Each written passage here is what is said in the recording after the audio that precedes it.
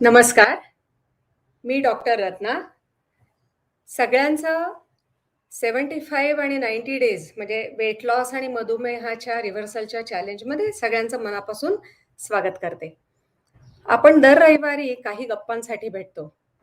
आता या रविवारचा विषय आपला आपण आहार हा विषय चालू केलेला आहे आणि त्या शृंखलेतलं आजचं तिसरं पुष्प गुंफण्यासाठी आज आपल्याला खूप महत्वाचे आणि चतुरस्त्र बुद्धिमत्ता आणि अ, विद्वत्ता असलेले डॉक्टर मिलिंद धामणकर आपल्याला आज अ, उपलब्ध झालेले आहेत. डॉक्टर धामणकरांचा मी थोडक्यात परिचय देते. आजचा त्यांचा विषय असणार आहे फायबर, भाज्या फायबर्स. त्यांचा परिचय थोडक्यात देते. ते भारतामधनं टिळक कॉलेजमधनं, लोकमान्य टिळक कॉलेज मुंबईमधनं एम-बी-बी-एस त्यांनी केलं. त्याच्यानंतर त्यांनी एम-सी-ए केलं आणि त्याच्यानंतर ते सिमेन्ससोबत काम करतात. सिमेन्ससोबत काम करताना त्यांना जगभर हिंडायची संधी मिळाली आणि ठिकठिकाणच्या खाद्य संस्कृतींच्या बरोबर त्यांचा परिचय झाला. मेडिकल बॅकग्राऊंड आणि कॉम्प्युटर्स बॅकग्राऊंड असं खूप मजेशीर त्यांचं कॉम्बिनेशन आहे.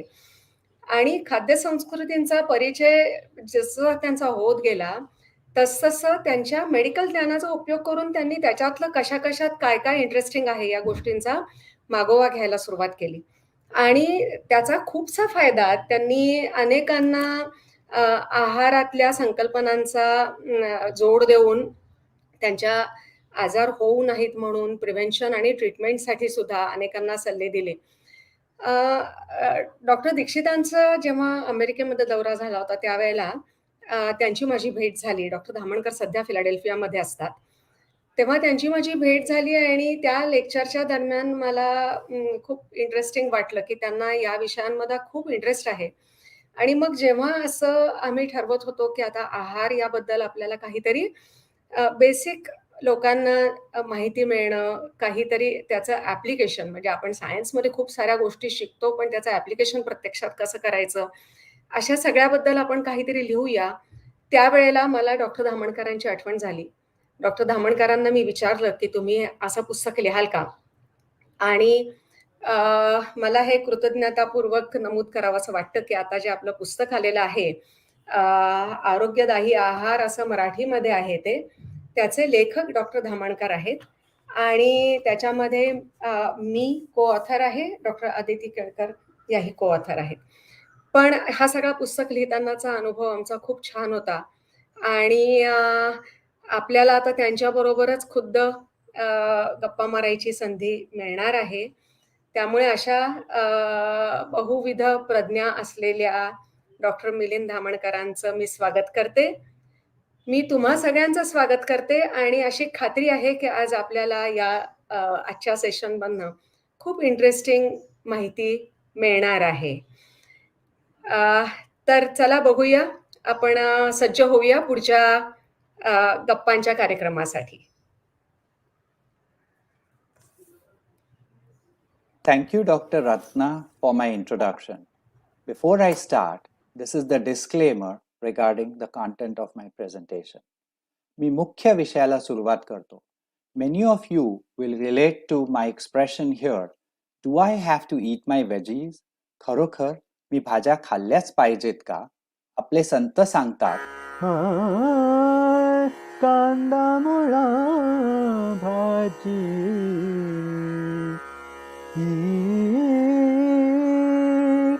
कांदा मुळा भाजी अवघी विठाई माझी अवघी विठाई माझी अवघी विठाई माझी. नमस्कार, मी डॉक्टर मिलिंद धामणकर. आहार ह्या भाषणमालेचा तिसरा भाग भाज्या ह्या विषयावर मी बोलणार आहे. भाज्यांसंबंधी बोलताना मी 3 विषय विचारात घेणार आहे. पहिला, रोजच्या आहारात भाज्यांचे योगदान. दुसरा, अन्नपदार्थांची विविधता. आणि तिसरा, जेवणाचे नियोजन आणि त्यासाठी लागणारी तयारी. I'm going to talk about these 3 topics in my talk today. भाज्या अन्न चे मोठे आणि सूक्ष्म अन्नघटक हे व फायबर पुरवितात. जर मी माझ्या जेवणात योग्य तो बदल केला तर माझे जीवन अधिक चांगले होईल का, असा स्वाभाविक प्रश्न आहे. You will ask me, is it beneficial to eat fibre? नक्कीच तुमचे जीवन अधिक चांगले होईल. खात्रीने हा बदल घडेल आणि त्याचे कारण आरोग्यदायी आहार. आरोग्यदायी आहार ह्या पुस्तकात नवीन वैज्ञानिक संशोधनावर आधारित माहिती दिलेली आहे. ह्या इथे पुस्तकातले एक अवतरण मांडले आहे.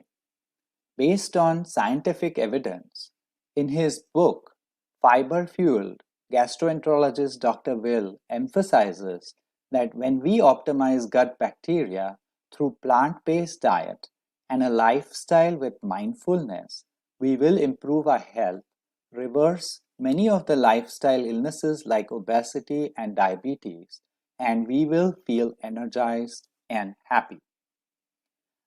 ही स्लाइड माझ्या भाषणाची सर्वात महत्वाची स्लाइड आहे. ह्याच्यात जे सार सांगितले आहे त्याचा आस्वाद तुम्ही घ्याल अशी मी इच्छा करतो. विषय आहे आतड्यातील सूक्ष्म जीवाणूंचा. आपण जे अन्न सेवन करतो त्यात जर फायबर असेल तर आतड्यातील सूक्ष्म जीवाणूंचे पोषण होते आणि संतुलित जीवाणूंमुळे पचन चांगले होते.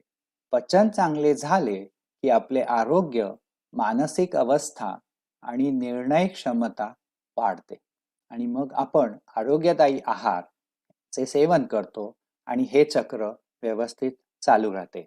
या कवितेत तेच सांगितले आहे.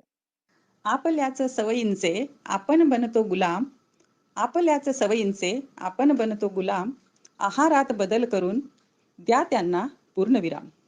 आहारात बदल करून द्या त्यांना पूर्णविराम. आहारात बदल करून द्या त्यांना पूर्णविराम. Let me repeat this slide, which is the most important slide of my talk in English.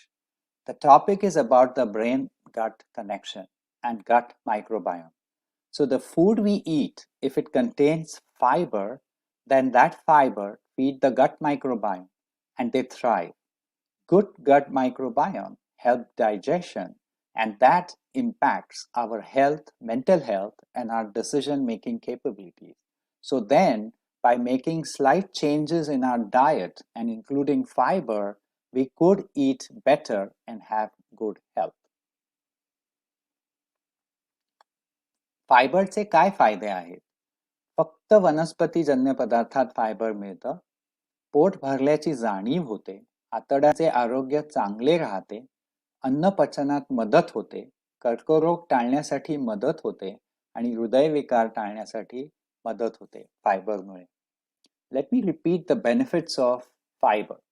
When we have fiber in our food, then the microbes get fed and then they produce useful compounds that help us reduce inflammation, reduce cholesterol, increase insulin sensitivity, improve our immunity, prevent heart disease and cancer, and positively support mental health. How do I eat fiber? प्रत्येकाचे शरीर वेगळे असते, त्यामुळे कोणताही एक नियम सर्वांना लागू करता येणार नाही. Don't overdo inclusion of fiber at once, but instead you experiment with the food you eat and just adjust to what suits you the best based on your preference, your digestive power, your lifestyle, and include a lot of variety in the food you eat. The second topic I'm going to cover is diversifying our food choices. अन्नपदार्थांची विविधता. या स्लाइडवर मी अनेक अन्नपदार्थ दाखवले आहेत ज्याच्यात fibre आहे. Seaweed is a new example. You could have nuts and seeds which are rich in fiber and proteins. You have herbs and spices, onion and garlic, which help flavor your dishes, and that also enhances or gives you fiber. And you can of course have your greens, vegetables, lentils and beans. विविध रंगांची फळे, भाज्या, पालेभाज्या, धान्य, कडधान्य आणि डाळी ह्यात फायबर ही असते. Now, when we want to diversify our foods, You can try different vegetables, particularly seasonal ones or from other regions. And here are some examples. Here I have purslane, which is a green leafy vegetable, ghol, which is very rich in omega-3. You could try that. Now what is in season is the mixed vegetable curry for Rushi Panchami, and you can see that it has multiple vegetables in it. So you could increase your fiber by making Rushi Panchami chi bhaji. Sarson ka saag is a very famous dish from Punjab, and it has mustard greens and has lot of fiber and is nutritious.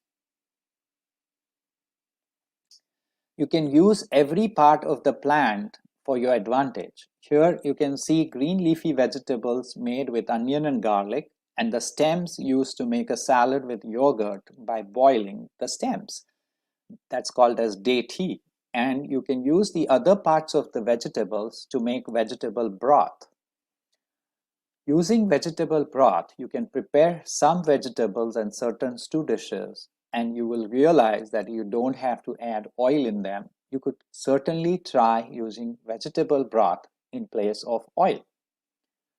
The magic of herbs and spices is amazing. You could use them to enhance the dish's flavor while reducing the need for more butter and oil. Again, this is very helpful for people who want to reduce weight.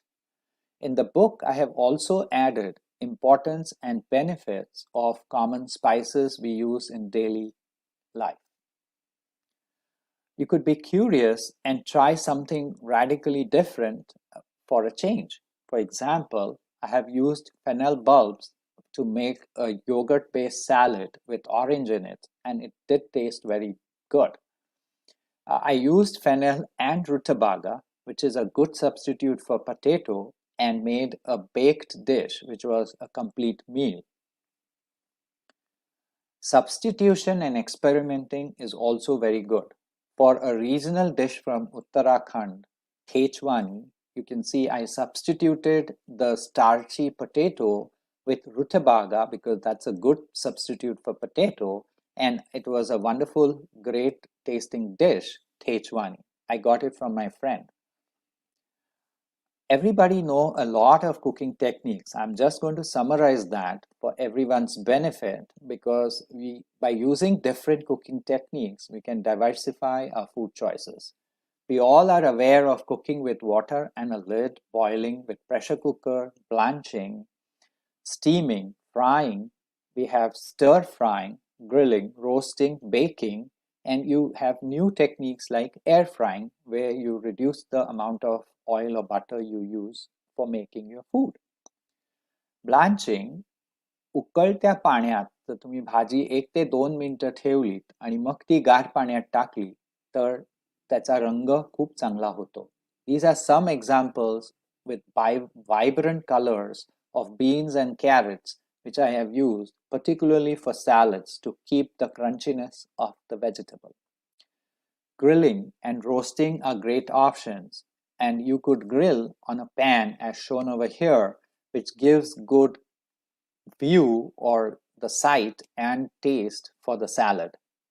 You could cook the same vegetable differently and make different dishes. So here, for example, pav bhaji with cauliflower and soya chunk for the protein was boiled, while here I roasted some cauliflower and baked it with some cheese to make a side dish of cauliflower. You can grate the cauliflower and make cauliflower rice and have it with dal and ghee, while you could also use it as a substitute for suji and make upma, of course garnishing it with curry leaves and cashews to enhance the flavor. You can turn vegetables into noodles. As you can see in this example, I took fresh dudhi and converted into dudhi noodles, stir-fried them, and then these noodles with salt, garlic, and red chili were very good substitutes for noodles in Italian pasta or even in Thai dishes. So what we are trying is with substitution, reduce the starch and get into more vegetables and fiber. Lettuce wraps are very good instead of chapati, and here you can see an example, a lettuce wrap with egg burji. That's the protein, and you have the lettuce instead of the carb.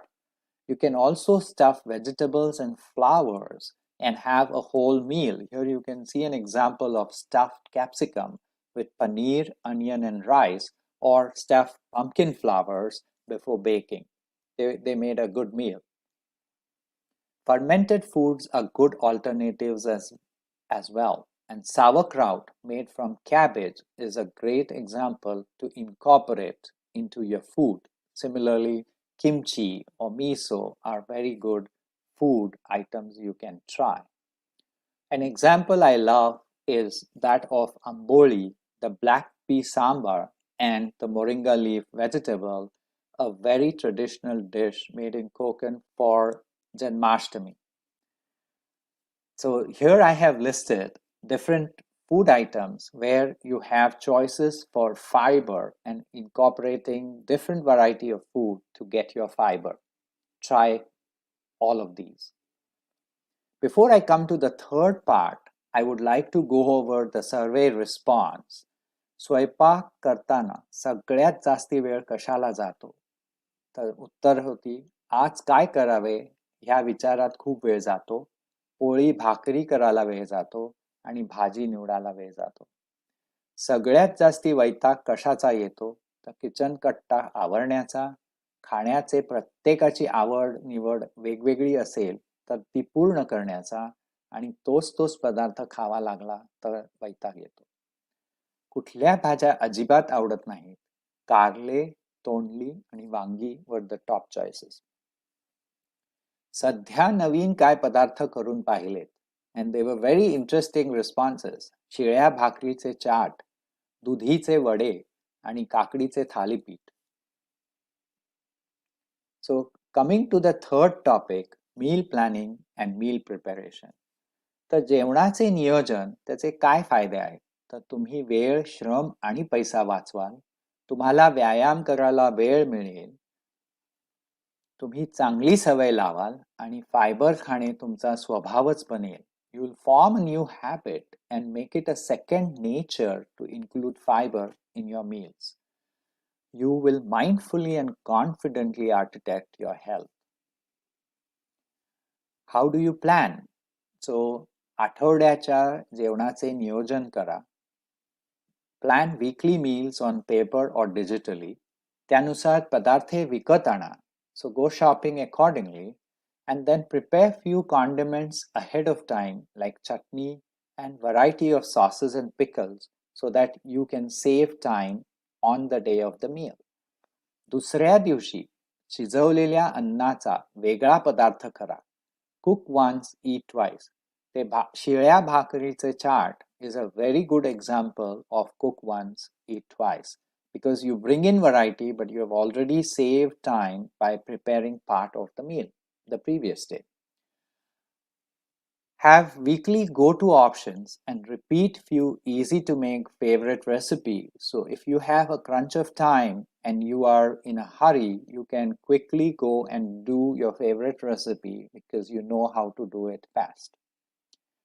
Organizing the kitchen is very important. Having sharp knives and other tools is critical because we all know that preparing vegetables is a time-consuming affair. Use stainless steel, ceramic utensils for lower oil usage and go to specialty grocery stores to offer a wide variety of culinary alternatives, which can then give you a different variety in your food. Sauces are very useful, and I would like to share some of the examples of making some very basic tomato onion sauce, makhni sauce, which is tomato and cashew. It's a very rich sauce. Or you could do a chittanad sauce with curry leaves and a lot of spices. We have listed few of the sauces in the book, so you could use those. And the beauty is that you can use a few tablespoons of these pre-made sauces into vegetables, paneer, beans, and other grains. And it's a very good way to prepare a gravy dish in a very short time. Adding protein makes this vegetable dish complete. So here is an example of roasted vegetables and tofu where I added makhni sauce and it was a rich and creamy preparation. Let me come back to my original question. खरोखर मी भाज्या खाल्ल्याच पाहिजेत का? एवढं सगळं ऐकल्यावर मला खात्री आहे की तुम्ही म्हणाल निश्चित प्रयत्न करेन.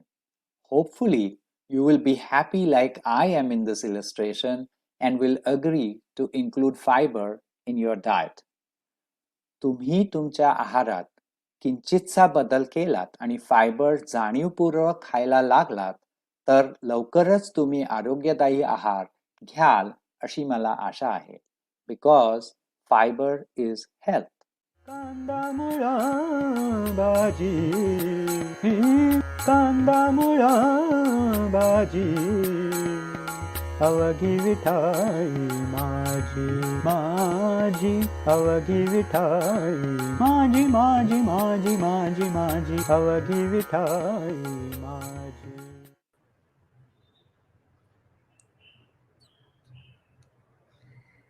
Thank you so much. Thank you for Welcome. such a interesting talk. खूप मजा आली तुमचे प्रेझेंटेशन ऐकायला. गुड धन्यवाद. Morning sir. Good morning doctor Dhamankar, doctor Ratna. मला असं वाटत होतं की हे संपून आहे तुमचं इतक्या लवकर. म्हणजे it could have carried for some more time. पण मला वाटतं प्रश्नोत्तरांसाठी बराचसा वेळ आपल्याला मिळेल यामुळे. पण मला एका गोष्टीचं म्हणजे डॉक्टर धामणकर, रत्ना आणि हे अदिती या तिघांनी मिळून जे फार मोठं काम केलेलं आहे की ह्याच्यामध्ये आपल्याला आरोग्यदायी आहार, हेल्थफुल डाएट आणि स्वास्थ्यप्रद आहार अशी ही जी पुस्तकं आहेत हे तुमच्यासाठी इतकी महत्वाची पुस्तकं आहेत असं मला वाटतं की त्यांनी आता जे सगळं व्याख्यानात सांगितलं ते सगळं तुम्हाला ते नीट लक्षात येईल, समजेल आणि कसं करायचं. मुख्य कसं आहे की साध्या सोप्या पद्धतीने जेवणामध्ये काय आपण, कारण मी नेहमी सांगतो की आपण काय प्रोटीन खात नाही, कार्बोहायड्रेट खात नाही, फायबर खात नाही, पण आपण अन्न खातो. तर ते अन्न खाताना हे सगळं कसं मिळवता येईल आपल्याला, हे तर साधं सोपं त्यांनी आता आपल्याला विश्लेषण सांगितलं. आणि त्यांनी खूप चांगलं कॉम्बिनेशन केलं होतं की इंग्लिशमध्ये सुद्धा त्या स्लाइडमध्ये लिहिलेलं होतं, मराठीतही होतं आणि ते मराठी इंग्रजी दोन्ही बोलत होते. त्यामुळे मला वाटतं की सगळ्यांना हे समजलं असेल. आणि धामणकरांचा विशेष मी आभारी यासाठी आहे की हे पुस्तक लिहिण्यामध्ये फार योगदान त्यांचं महत्वाचं आहे. आणि अर्थात रत्ना आणि अदिती दोघी आहेतच, पण धामणकरांचं जे त्याच्यामधलं मेटिक्युलसनेस आणि प्रिसाइजनेस होता तो फार वाखाणण्याजोगा होता. आणि मुळात इतका वेळ त्यांनी देणं या कामासाठी व्हॉलंटरीली हे सुद्धा फार अतिशय त्याबद्दल त्यांचं मनापासून आभार अभियानाच्या वतीने आणि या सगळ्या श्रोत्यांच्या वतीने की त्यांच्यामुळे हा एक खजिना लोकांपुढे अवेलेबल झालेला आहे. मला वाटतं मी आता थांबतो. त्यांचे परत एकदा म्हणजे किती आभार मानू मला कळत नाही, पण पण त्यांचं परत एक मोठं लेक्चर ठेवावं रत्ना. मला असं वाटतं की ही मागणी येणारच आहे लोकांकडून की त्यांना 15 मिनिटं वेळ न देता त्यांना 40-45 मिनिटं वेळ आपण देऊया की जेणेकरून ते आणखीन डिटेलमध्ये या विषयावर काही जेव्हा काही आणखीन प्रश्न येतील त्याच्यावर बोलू शकतो. धन्यवाद.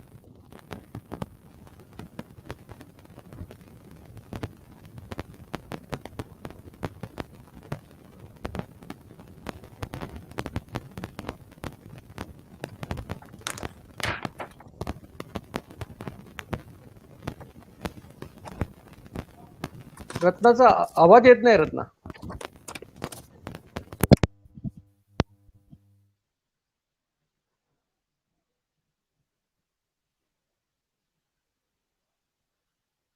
म्यूट केलाय का?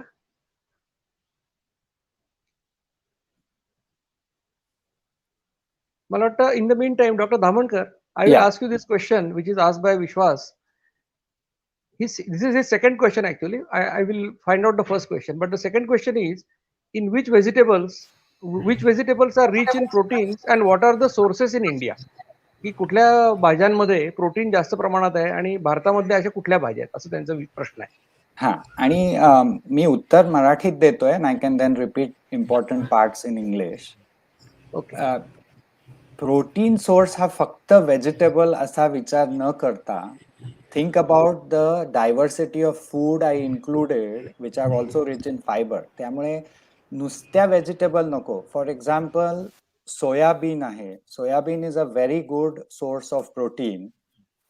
नंतर सीड्स आहेत, आपले जे कडधान्य आहेत. So I will term them also in the group of vegetables because they are rich in protein as well. उदाहरणार्थ होते म्हणजे बिया होत्या आणि जे नट्स होते, they are very good sources. You can take small parts of them, eat. आणि जसं आहारात आपण सांगतोच की पहिल्यांदा तुम्ही थोडे ड्रायफ्रुट्स घ्या. So they are really good sources of proteins. I personally prefer soybean products, म्हणजे सोया चंक्स आहेत, सोया ग्रॅन्युल्स आहेत, किंवा टेम्फ म्हणून मी जे सांगितलं, they are really good sources of protein for vegetarians.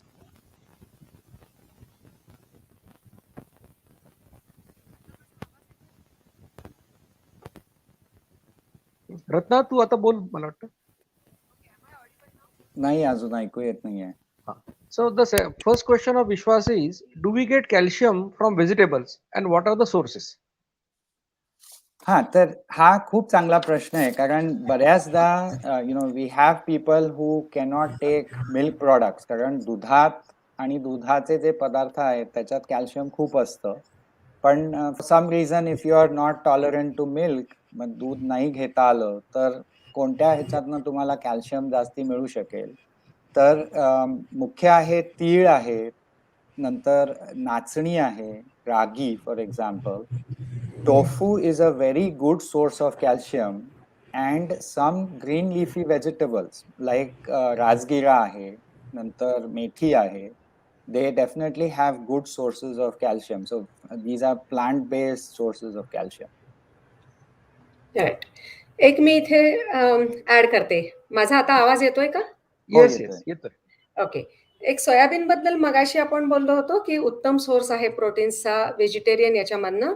तिथे फक्त एक कॉशन आपण देऊन ठेवू की सोयाबीन खूप लोक गव्हामध्ये अख्खच्या अख्खं दळायला देतात. आणि ते करताना सोयाबीन अख्खं दळल्याने त्याच्यामध्ये सालीखाली काही अँटी न्यूट्रिएंट असतात. ते पण त्याच्यामध्ये जातात आणि मग त्याचं ॲब्सॉर्प्शन कमी होतं. त्यामुळे सोयाबीन आपल्याला गव्हाबरोबर दळायचं असेल तर त्याची डाळ दळावी असं आपण लक्षात ठेवलं पाहिजे. म्हणजे this was just an addition I thought की we should be providing with. आणि कॅल्शियमच्या बद्दल आता तुम्ही म्हणलात तसं ज्यांना दूध पचत नाही, बऱ्याच लोकांना दूध नाही पचलं तरी दही पचू शकतं. त्यामुळे तो एक प्रयोग लोकांनी करून बघायला हरकत नाही की दूध नाही पचत आहे तर दही ट्राय करू शकतात. आणि इतर सोर्सेस ऑफकोर्स तुम्ही सगळे सांगितलेतच कॅल्शियमचे. Murli Deshpande says, is it good to eat fruit with skin or without because of pesticide residues?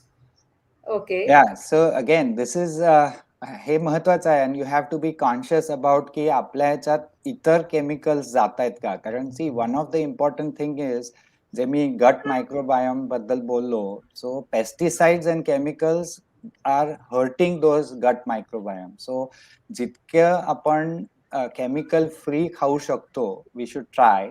And so the preference is की wash the fruit very well so that external chemicals are all washed out. आणि in India particularly आपल्याला bacteria आणि E कोलायची भीती असते, तर it is always okay to peel or get the skin out so that you are sure की other infections are not getting into your body. Okay. याच्यात मला वाटतं रत्ना, दुसरी गोष्ट अशी पण आहे की ज्या सीझनल जी फळं असतात ती फळं स्वस्त असतात आणि त्या फळांमध्ये काही गडबड करायची फारशी आवश्यकता भासत नाही. म्हणजे तुम्हाला जर मार्च महिन्यामध्ये आंबा खायचा असेल तर त्याच्यामध्ये पेस्टिसाइड वगैरे करून तो सगळं आणावाच लागतो. पण तो मे महिन्यात खायचा असेल तर ती आंबे तेव्हा पिकलेले असतात नॅचरली. त्याच्यामुळे शक्यतो जर सीझन मधली फळं खाल्ली तर मला वाटतं हा प्रॉब्लेम बऱ्यापैकी कमी होऊ शकतो. रत्ना, आणि एक 2-3 गोष्टी आहेत. म्हणजे पेस्टिसाइड्सच्या बाबतीमध्ये एक आम्ही अभ्यास केला होता. 2-3 प्रकारचे असतात. त्याच्यामधला एक असतो तो सरफेसवरती राहतो आणि दुसरे जे असतात ते आतमध्ये पेनिट्रेट करणारे असतात. आता आत पेनिट्रेट करणारे जे असतात ते किती पेनिट्रेट करतात हे निश्चिती नसल्यामुळे ते केवळ साल काढून आपण किती स्वतःला प्रोटेक्ट करू शकू हा एक थोडा क्वेश्चन मार्कचा विषय राहतो. पण या बाबतीमध्ये शेवटी गो ऑर्गॅनिक अशी चळवळ चालू आहे, त्याच्यामध्ये आपल्याला हिस्सा घेता आला आणि आपल्याला ते खाता आलं तर उत्तम आहे. पण नाही तर त्याचा फार विचार करू नये, कारण आत किती गेलंय हे न माहिती असल्यामुळे एनिवे फक्त साल काढून काही फार आपल्याला फायदा होईलच असं नाही. पण 3 वेळेला धुणं, कारण बरेचसे हे सरफेसवरती असतात. तर साधारणपणे फळं किंवा भाज्या आपण 3दा धुतल्या योग्य पद्धतीने आणि त्यातलं तिसरं धुणं जर आपण हे पिण्याला जे पाणी वापरतो, म्हणजे आपण शुद्ध केलेलं, कारण बहुतेक अगदी अगदी खेड्यांमध्ये सुद्धा आता पाणी शुद्ध करण्यासाठी अगदी साधी ड्रॉप्स असतात, म्हणजे साधे क्लोरीन ड्रॉप्स वापरून पण आपण पाणी शुद्ध करू शकतो, जी शुद्ध करण्याची खूप स्वस्त पद्धत आहे. तर तिसऱ्यांदा जेव्हा आपण धुणार आहोत भाजी किंवा फळं, त्यावेळेला आपण ते पाणी वापरून जर फळं, भाज्या धुतल्या, तर आपल्याला कोलाय किंवा बॅक्टेरियल इन्फेक्शन्सची पण भीती फार बाळगायची गरज नाही. त्यामुळे ह्या गोष्टींचा आपण ॲडिशनली विचार करूया. तिसरी गोष्ट, की बऱ्याचशा फळभाज्यांमध्ये साधारणपणे स्प्रेइंग केल्यानंतर हार्वेस्टिंग कधी करणार त्याचं, याचं जे टाइम टेबल आखलेलं असतं, त्याच्यामध्ये तेवढा पुरेसा वेळ सोडतात. उदाहरणार्थ द्राक्षांच्या बाबतीमध्ये लास्ट स्प्रे केल्यानंतर ॲक्च्युअली हार्वेस्टिंगमध्ये 3 आठवडे, 15 दिवस ते 3 आठवडे सोडण्याचा निकष सांभाळला जातो. त्यामुळे तसं केलं तर ते रेसिड्यूज कमीत कमी होतात.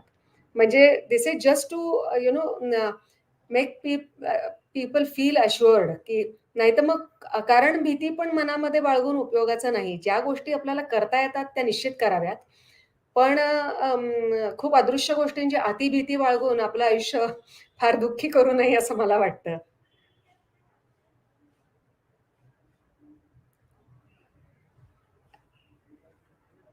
आपण आता व्हिडिओ बघणार आहोत का नंदन? मी संध्या दीपक निकम. माझे वजन 92 किलो होते. मी 1 जुलैपासून डॉक्टर दीक्षित सरांचा विना साईज वेट लॉस हा ग्रुप जॉईन केला व त्यांच्या सांगण्याप्रमाणे 2OMEX चालू ठेवले. आता माझं वजन 85 किलो झालं आहे. पोटाचा घेरसुद्धा 3 इंचाने कमी झाला आहे. आता मला खूप छान व फ्रेश वाटते. डॉक्टर दीक्षित सर खूप छान सांगतात. रत्ना मॅमचे डाएटसुद्धा खूप छान असते. वैशाली मॅम, वंदना मॅम, नंदन सर यांचे खूप छान मार्गदर्शन झाले. दीक्षित सरांच्या म्हणण्याप्रमाणे खरंच विनासायास वेट लॉस आहे. मी माझ्यातला बदल जाणवायला लागला आहे. तो बदल खूप पॉझिटिव्ह आहे. आता मी असेच चालू ठेवणार आहे. खूप खूप धन्यवाद. नमस्कार, मी शोभा संधान नाशिकहून बोलते आहे. माझे वजन उंचीच्या मानाने जास्त होते. मी खूप दिवसापासून प्रयत्न करत होते पण काही उपयोग होत नव्हता. मला डॉक्टर दीक्षित यांचा 75 दिवसाचा चॅलेंज प्रोग्राम मिळाला. त्यात मला अपर्णा मॅडमचा ग्रुप मिळाला. रोजच्या फॉलोअपमध्ये त्यांच्या लक्षात आले की मी जास्त चालत नाहीये. मग त्यांनी मला विचारले असे का होते. मग मी त्यांना सांगितले माझे गुडघे खूप दुखतात, त्यामुळे मी जास्त चालू शकत नाही. मग त्यांनी मला रत्ना मॅडमचे व्हिडिओ बघून चेअर एक्सरसाइज करायला सांगितले.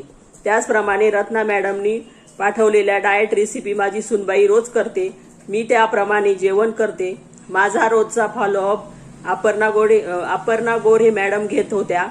त्या वेळोवेळी मार्गदर्शन व प्रोत्साहन देत होत्या आणि वंदना मॅडमच्या मार्गदर्शनामुळेही झूम मीटिंग घेऊन आम्हाला सगळ्या ग्रुपला त्यांनी खूप छान मार्गदर्शन केले आणि त्यामुळेच मी 1 महिन्यामध्ये दीक्षित डाएट आणि चेअर एक्सरसाइज करून 2 किलो वजन कमी केले. मला खूप छान आणि हलके हलके वाटत आहे.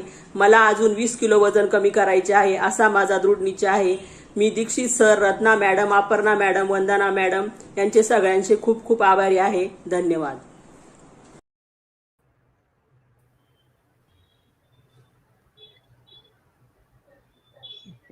दोघींचे मनापासून धन्यवाद. दोघींचे एक तर अभिनंदन पण आणि त्यांचे आभार पण.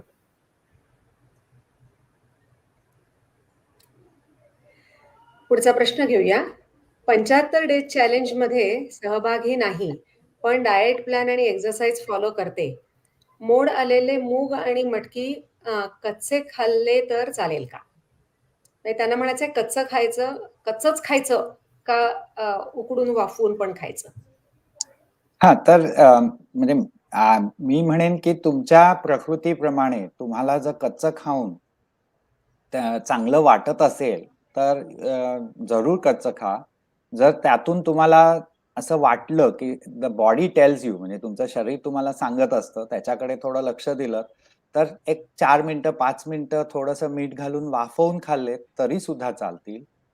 सो तुम्हाला जसं योग्य वाटेल किंवा घरातल्या काहींना शिजवून द्या, कोणाला कच्चे खायचे आहेत. आणि मी म्हटलं तसं कुक वन ईट ट्वाइस सारखं कधीतरी त्याचा चाट कच्चा करायचा, कधीतरी उसळ करायची. म्हणजे यू कॅन तेच मूग आलेले कडधान्य तुम्ही वेगवेगळ्या पाककृतींमध्ये फिरवू शकाल. येस. म्हणजे याच्यात रत्न असं आहे की काही लोकांना कच्चं खाल्ल्यानंतर पोट म्हणजे गॅसेस होणं किंवा अपचन होणं असे प्रॉब्लेम होतात. तर जसं आता डॉक्टर धामणकरांनी सांगितलं की आपली तब्येत बघा, आपल्याला काय सूट होतं, की ज्यांना कच्चं खाल्लेलं त्यांना प्रॉब्लेम येत नाही त्यांनी कच्चं खावं, ज्यांना नाही त्यांनी बॉईल करून खावं तरी हरकत नाही. येस. युरिक ऍसिड आहे म्हणून प्रोटीन कमी घ्यायचे आहे तर कोणते व्हेजिटेबल्स आणि फ्रुट्स खाऊ शकतो? तर युरिक ऍसिड ह्याचं मेन कारण वाढण्याचं आहे ॲनिमल प्रोटीन्स, आणि म्हणून प्लांट बेस्ड प्रोटीन मध्ये लक्ष घालणं गरजेचं होतं. If you can tolerate milk किंवा दूध आणि दुधाचे पदार्थ तुम्ही घेऊ शकलात तर तसं दूध, पनीर, योगर्ट किंवा दही हे चांगलं सोर्स आहे प्रोटीनचं. किंवा मी म्हटलं तसं सोयाबीनचे प्रकार आहे, टोफू आहे, टेम्फ आहे, किंवा तुम्ही नट्स आणि सीड्स म्हणजे आपण बदाम, शेंगदाणे असं जरी खाल्लं तरी तुम्हाला प्रोटीन भरपूर मिळू शकेल. आणि नॉट टू फॉरगेट कडधान्य. कडधान्यांमध्ये साधारणपणे मूग हे युरिक ऍसिड असलं तरी पचतात. म्हणजे मुगाने त्रास जास्ती होणार नाही. त्यामुळे मूग, पनीर आणि टू सम एक्सटेंट ज्यांना नॉन व्हेजिटेरियन खायचं आहे त्यांना त्यातल्या त्यात अंडी ही ओके आहेत. म्हणजे त्यांनी एवढा युरिक ऍसिडचा प्रॉब्लेम वाढत नाही. आणि मिलिंद सर, आपण मागे डिस्कस केलं होतं पुस्तकाच्या वेळेला, आपल्या वाचनात त्यावेळेला आलं की ओबेसिटी हे युरिक ऍसिड वाढायला प्रिडिस्पोज करतं. आणि दुसरंही आपण पाहिलं होतं. त्यामुळे ओबेसिटीकडे लक्ष देणं, स्थूलत्वाकडे लक्ष देणं, ते वजन कमी करणं, फॅट मास कमी करणं, या गोष्टींनी युरिक ऍसिडला फायदा होतो असं आपण त्यावेळेला वाचलं होतं. दुसरी गोष्ट आपण त्यावेळेला पाहिलेली होती की नुसते प्रोटीन्स काही लोक खातात की आपण प्रोटीन जास्ती खायचे, तर खूप प्रोटीन नुसते खाल्ले जातात विदाऊट व्हेजिटेबल्स. त्यामुळे प्रोटीन्सचा इम्बॅलन्स जर झाला तर तो युरिक ऍसिड वाढवायला कारणीभूत ठरतो असंही आपण त्यावेळेला डिस्कस केलं होतं. त्यामुळे आपल्या आहारामध्ये प्रोटीन्सना जेवढं महत्व आहे तेवढंच महत्व आपण भाज्यांना द्यायला शिकायला पाहिजे याच्या पुढे. हो, आणि हे व्हॉट यू मेन्शन की वजन जर वाढलेलं असेल तर that is a very important predisposing factor. त्यामुळे तुमचे एक्सरसाइज आणि व्यायाम ह्याच्याकडे पण तितकंच लक्ष द्या, because that is also food. हो, राईट. ओके. एक इंटरेस्टिंग प्रश्न आहे पुढचा.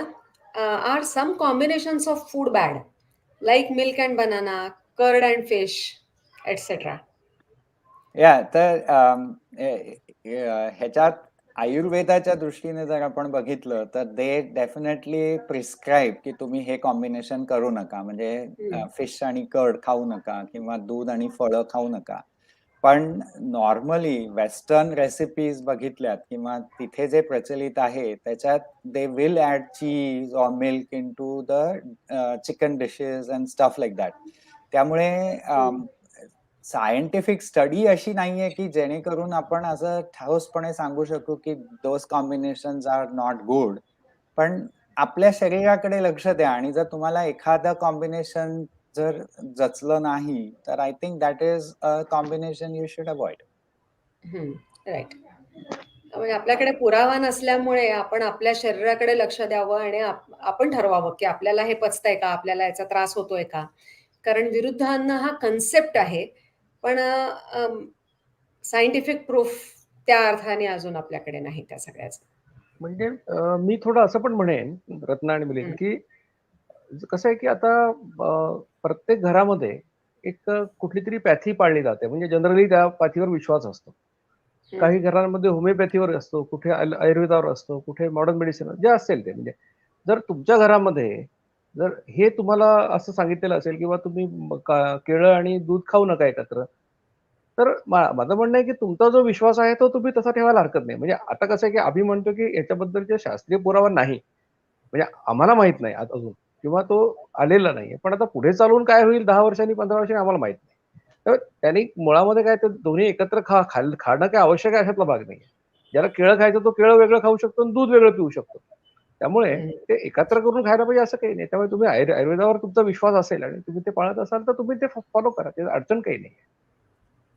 Yes, right. Now the next question is a very interesting one. I am in USA, vegetables not possible every day. So what I will take, chicken or fish? So I'll give a very pragmatic answer to this. And the answer is that's not a real healthy way of life. Time is not an excuse. आणि मी सांगितल्याप्रमाणे kitchen preparation आहे. So there are so many hacks or ways you can change and implement. And the most important is non-vegetarian food does not have any fiber. So if you don't complement it with fiber, the gut microbiomes are not going to get healthy. And so I would advocate prepare, cut, wash, and keep them. So in your fridge, it should be like a salad bar where you have some vegetables pre-cut, pre-cooked, or blanched. And I do that. And then you just mix and match. You marinate your chicken, and then you put the marinated chicken on top of these cut vegetables and put a dash of lemon or vinegar or some other salad dressing and make it a wholesome meal by itself. So where there is a will, I'm very sure you will find ways to get the vegetables and a salad bar in your fridge. Right. So I think your preparation slide was very, very important for all those busy people who think that they don't have time enough for cooking good healthy meals. So kitchen preparation is a very, very important thing.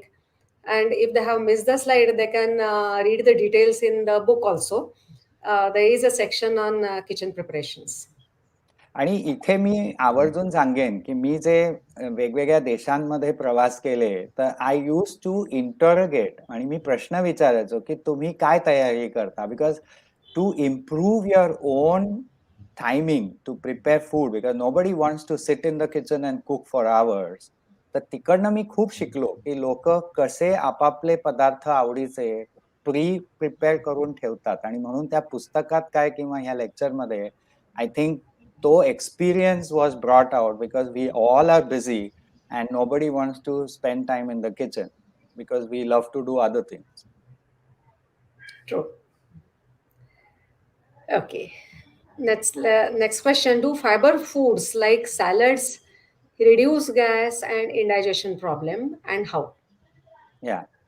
हा खूप चांगला प्रश्न आहे आणि त्या presentation मध्ये मी एक slide मुद्दामून फायबरचे फायदे जे डॉक्टर रत्नांनी 2 लेक्चर्स आधी सांगितली होती, आय रिपीटेड दॅट स्लाइड आणि एक इंग्लिश मध्ये पण मी ती स्लाइड केली होती.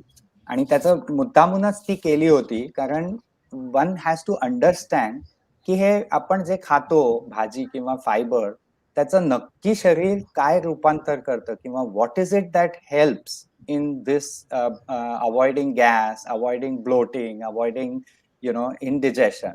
तर ते जे गट मायक्रोबायोम्स आहेत ते ह्या फायबरला घेतात आणि ते शॉर्ट चेन फॅटी ऍसिड्स म्हणून तयार करतात. So there are 3 types of short chain fatty acids, acetate, propionate आणि ब्युटरेट. आणि हे 3 जे शॉर्ट चेन फॅटी ऍसिड्स आहेत they are the magic compounds. जे मी स्लाइडवर फक्त कंपाऊंड्स लिहिलेलं, तर ह्या प्रश्नामुळे मला ते आणखीन खुलासेवार सांगता आलं की it is the short chain fatty acids which is the gold from the fibre you get. आणि त्याने तुमचं आरोग्य खूपच चांगलं राहतं. And the aim is to improve और get more of these short chain fatty acids. तर तुमचे जर हृदयविकार आहे तर clogging of blood vessels and arteries, these are complications from diabetes. आणि ते सगळं प्लांट बेस्ड डाएटने कमी होऊ शकतं. म्हणून त्याचे फायदे जे आहेत ते इतके स्टार्क आहेत आणि खरोखरच ते इतके महत्वाचे आहेत thanks to those short chain fatty acids. हा प्रश्न खूप चांगला होता. Yes, true. ओके सर, मला फॅटी लिव्हरचा त्रास आहे आणि ॲसिडिटी पण खूप होते. तर यासाठी मी कसा आहार घेतला पाहिजे याच्याबद्दल मला मार्गदर्शन करा. So couple of things. एक आहे फॅटी लिव्हर. तर तिथे I think it is important you consult your doctor in terms of की नक्की कशाने आहे. बट वी ऑल नो की if you control your weight, if you control your diet and you take care of exercise, alcohol consumption, so it's so many multifaceted reasons ते होऊ शकतं. तर it is important that you rigorously follow up with your doctor because fatty liver is not something you can ignore किंवा ते महत्वाचं आहे. आणि acidity जो प्रॉब्लेम आहे तर आय वुड से जे मी तुम्हाला मंत्र सांगितला की हळूहळू you include fibre so that your गट मायक्रोबायोम इम्प्रूव्ह. त्याची जर प्रत वाढली तर नक्कीच ऍसिडिटीचा हा त्रास तुमचं मला हे अन्न चालत नाही ते अन्न चालत नाही हे हळूहळू कमी होऊ शकतं. माझे अनेक मित्र आहेत ज्यांना लॅक्टोज इंटॉलरन्स होता असे ते म्हणाले, but when they reduce sugar आणि सॅच्युरेटेड फॅट हे दोन गोष्टी जर तुम्ही खूप कमी केल्या अन्नात तर तुम्हाला नक्की फायदा होतो and there lactose intolerance also got reversed. So it is the combination of gut microbiome which is dictating all these kinds of issues. तर याच्यामध्ये दोन मी थोडं ऍड करतो. दोन प्रश्न होते की फॅटी लिव्हरचा एक होता आणि ऍसिडिटीचा एक होता. तर मी आधी ऍसिडिटी बद्दल सांगतो की मुळामध्ये ऍसिडिटी जी होते तर त्याचं सगळ्यात महत्वाचं कारण म्हणजे भुकेच्या वेळेला न जेवणं, त्याच्यामुळे ऍसिडिटी होते. भूक लागली तुम्हाला 11 वाजता आणि जेवले 2 वाजता तर ऍसिडिटी होणार. तर सगळ्यात महत्वाचं तुमचा 80% प्रॉब्लेम फक्त भुकेच्या 2 वेळा जेवल्यामुळे तुमचा हा प्रॉब्लेम संपेल. आणि 2 जेवणांच्या मध्ये तुम्ही पुरेसं पाणी प्या. या 2 गोष्टी केल्यात तर ऍसिडिटीचा प्रश्न बऱ्यापैकी तुमचा थांबतो. दुसरा प्रश्न होता फॅटी लिव्हरचा. तर फॅटी लिव्हर या अभियानामध्ये कसं आहे की फॅटी लिव्हर मीन्स म्हणजे तरी काय की तुमच्या लिव्हरमध्ये फॅट डिपॉझिट होणं. जसं तुमच्या शरीरात फॅट डिपॉझिट होतं लठ्ठपणामुळे तसं ते लिव्हरमध्ये पण येतं. मग त्याचे वेगवेगळे ग्रेड्स आहेत. ग्रेड 1, 2, 3, 4 असे ग्रेड्स असतात. तर आम्ही असं बघितलेलं आहे की अगदी ग्रेड 3 पर्यंतचे जे फॅटी लिव्हरचे लोक आहेत त्यांचं जर वजन त्यांनी कमी केलं 10-15 किलो तर त्यांचं फॅटी लिव्हर सुद्धा कमी होतं. त्याच्यामुळे फॅटी लिव्हरसाठी काही वेगळा उपचार करायची आवश्यकता नाहीये. तुम्ही हीच लाईफस्टाईल जर केली जसं तुमचं बाकीचं वजन कमी होईल तसं फॅटी लिव्हरचा प्रॉब्लेम देखील कमी होईल असं मला सांगावंसं वाटतं. येस, इन्शुलिन रेझिस्टन्स हे फॅटी लिव्हरच्या मागचं महत्वाचं कारण आहे. त्यामुळे इन्शुलिन प्रतिरोधाला हा जो जीवनशैलीतला आपण बदल सांगतो तो इन्शुलिन प्रतिरोध कमी करतो आणि इन्शुलिन प्रतिरोध कमी झाल्यामुळे शरीरातली चरबी कमी होते. शरीरातल्या चरबी बरोबर कमी होण्याबरोबर लिव्हरमधली चरबी कमी होते आणि लिव्हरचं आरोग्य सुधारतं. सगळ्या मेटाबॉलिक सिंड्रोम्स बद्दल आपण जे बोलतो त्याच्यामधला फॅटी लिव्हर हा महत्वाचा वाटा आहे आणि तो आपल्या लाईफस्टाईलमुळेच फक्त कमी होऊ शकतो. म्हणजे 2च वेळेला जेवण आणि व्यायाम. आपण व्हिडिओ बघणार आहोत नंदन पुढचा.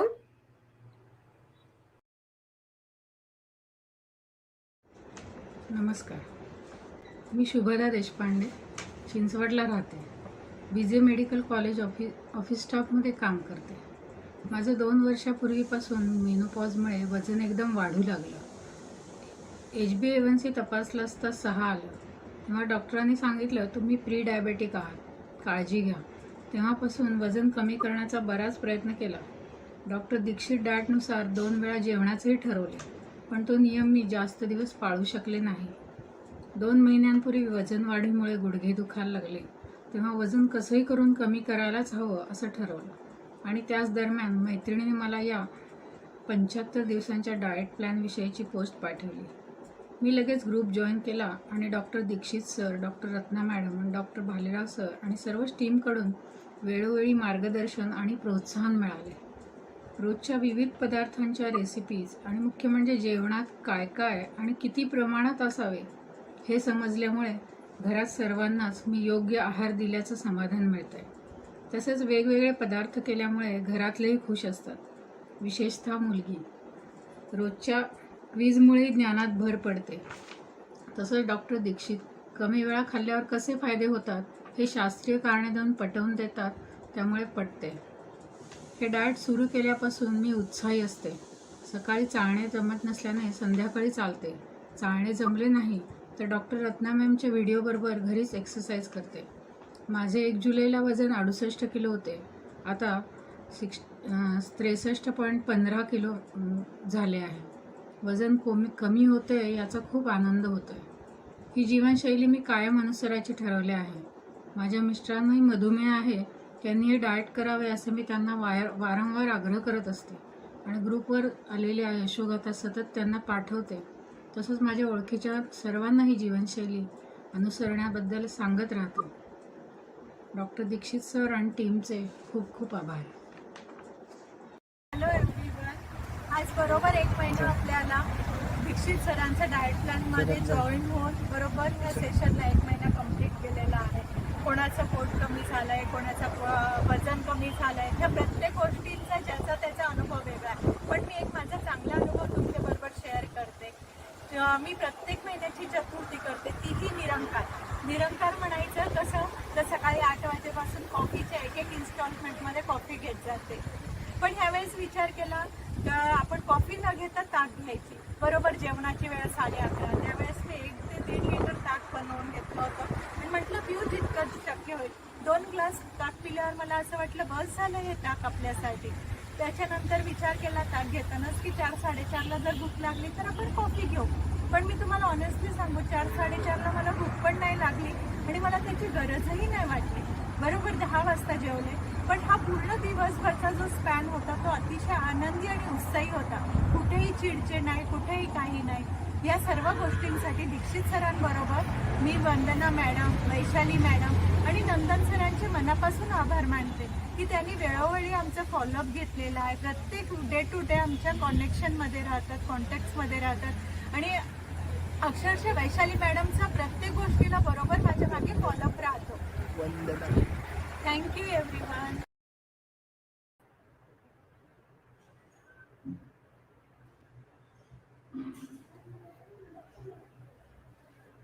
खरंच असे जे व्हिडिओ शेअर होतात आणि लोक आपले अनुभव सांगतात, त्यामुळे आमचे सगळे व्हॉलेंटियर्स, कोऑर्डिनेटर्स आणि आम्ही सगळे यांचा उत्साह द्विगुणित होतो की आपण जे काही करतो आहोत त्याचे काहीतरी चांगले परिणाम लोकांवर दिसतात, समाजावर दिसतात.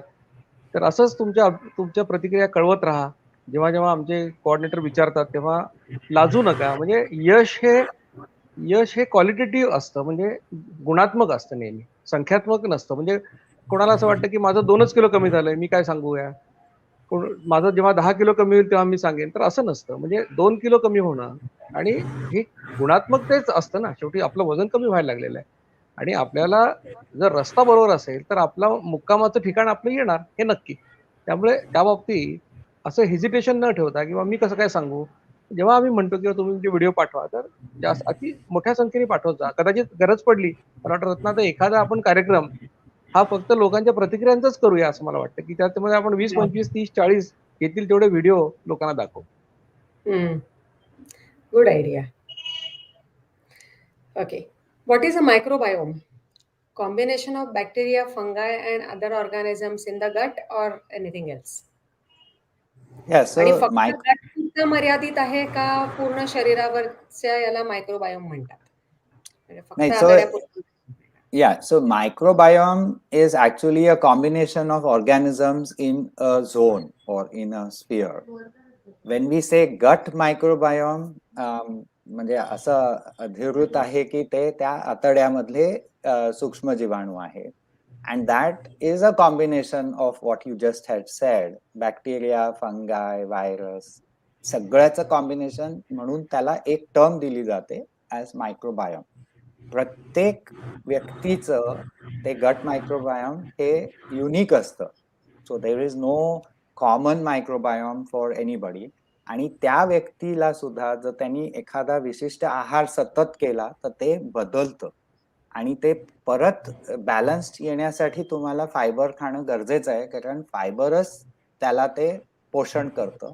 त्यामुळे that was the whole crux की each individual is unique based on their gut microbiome, आणि ते जे ब्रेन आणि गट कनेक्शन आहे ह्याचं जे सायंटिफिक नॉलेज आता येत आहे त्याच्यावरनं तुम्ही जे खाता त्याच्यावरनं तुमचे विचार ठरतात, ही एक फारच मोठी बाब आहे. आणि म्हणून मला असं वाटतं की तुमच्या विचारसरणीचं, so initially we always said you are what you eat, पण आता I have always stated that it is not only that but you eat because who you are, आणि म्हणून इट बिकम्स व्हेरी इम्पॉर्टंट. आणि मला वाटतं हे जे ज्यांनी प्रश्न विचारलाय ते तर जास्त याच्यामध्ये तुम्हाला रस असेल आणि आणखीन काही वाचायचं असेल तर एक 10% ह्युमन नावाचं पुस्तक आहे. त्या पुस्तकात याच्याविषयी तुम्हाला बरंचसं आणखीन वाचायला मिळेल. ते तुम्ही मिळवून वाचलं तर आणखीन चांगलं होईल. That is a very interesting book. Yes. Okay. Do we get calcium from vegetables? Can we know the sources? I think आपण ते बोललो होतो, पण I will repeat because it is so important की कॅल्शियम भाज्यातनं मिळणं. पण again I don't term vegetable as vegetable, it is a complete source of the different food items I had sed.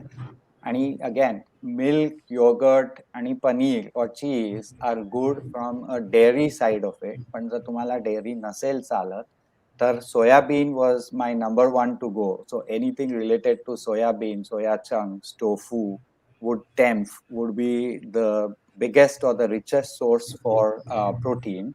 Then the other ones, मी म्हटलं तसं की nuts, they are also there. I mean calcium, तुम्ही कॅल्शियमचं विचारलेलं होतं. नंतर Yes. तीळ आहे, राजगिरा आहे, नंतर इवन पॉपी म्हणजे खसखस is a good source as well. So you could then have those. नाचणी आणि राजगिरा आर फ्यू मोर्स, म्हणजे नाचणीमध्ये कॅल्शियम भरपूर असतं आणि राजगिऱ्यामध्ये पण असतं. ओके. आणि फळांमध्ये सीताफळ एक आहे, त्याच्यामध्ये कॅल्शियम चांगलं असतं. आणि बाजरीत देखील कॅल्शियम, म्हणजे या सगळ्या ग्रेन्स मध्ये बाजरीमध्ये कॅल्शियम जास्त प्रमाणात आहे. Yes. But the most underrated to me is तीळ.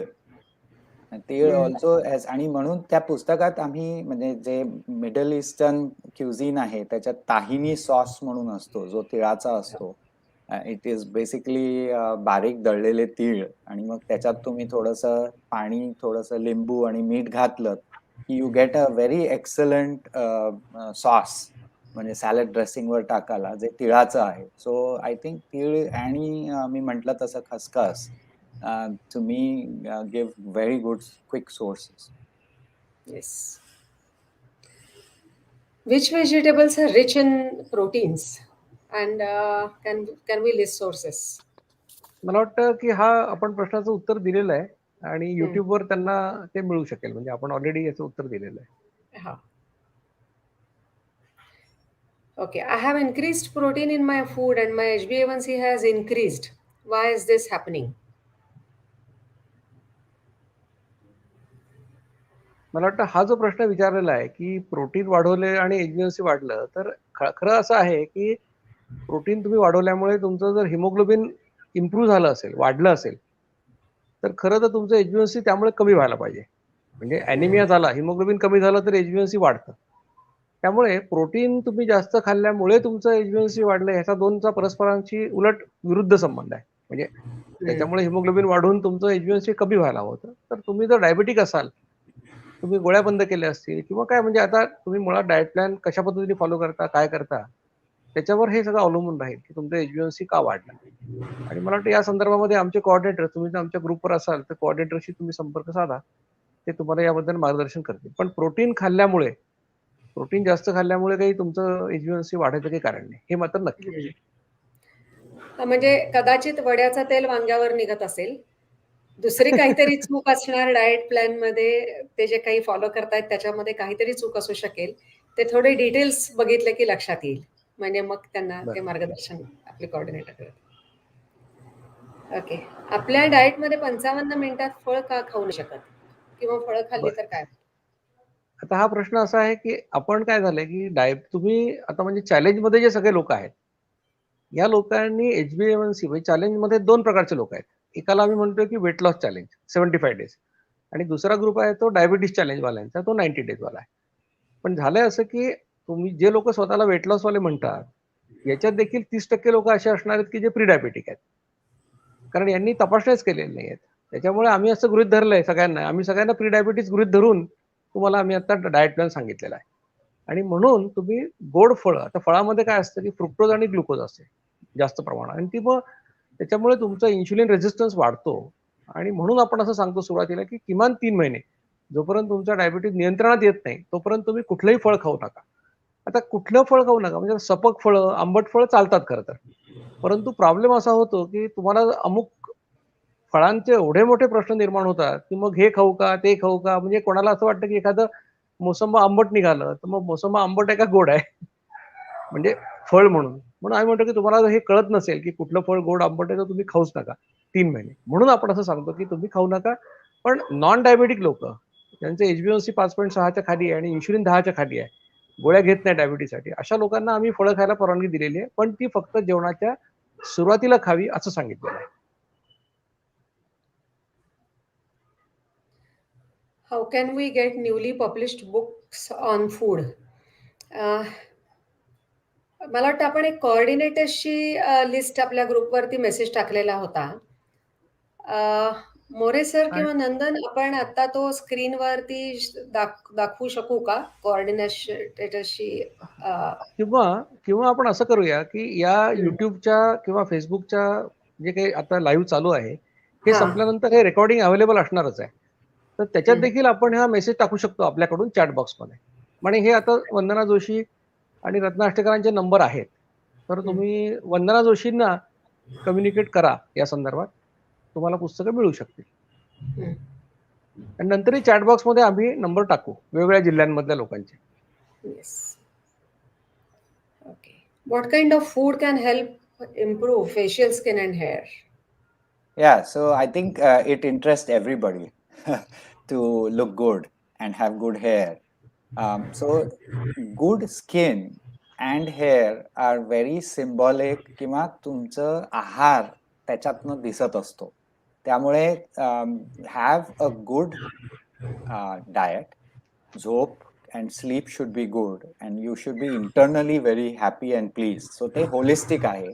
पण आहाराच्या दृष्टीत जर आपण बोलायला गेलो तर हॅव गुड हायड्रेशन, कारण पाणी हा सुद्धा आहाराचा एक मोठा भाग आहे. नंतर दुसरं, you need to have protein and collagen, आणि ते सर्वात जास्ती नॉन व्हेजिटेरियन फूड मध्ये मिळतं. For vegetarian people you may get few with fiber and green leafy vegetables, पण जितकं नॉन व्हेजिटेरियन फूड मध्ये कोलॅजन आहे तितकं व्हेजिटेरियन फूड मध्ये तसं कमी असतं. But don't forget the micronutrients like iron, because you need to have iron, zinc, calcium for good hair as well. आणि ह्याच्यात कढीपत्ता, which is the herb I'm talking about, has a very good source of zinc. So you see people who eat lot of kadhi patta seem to have long hair, but it is not a coincidence. I think it is about the micronutrients as well.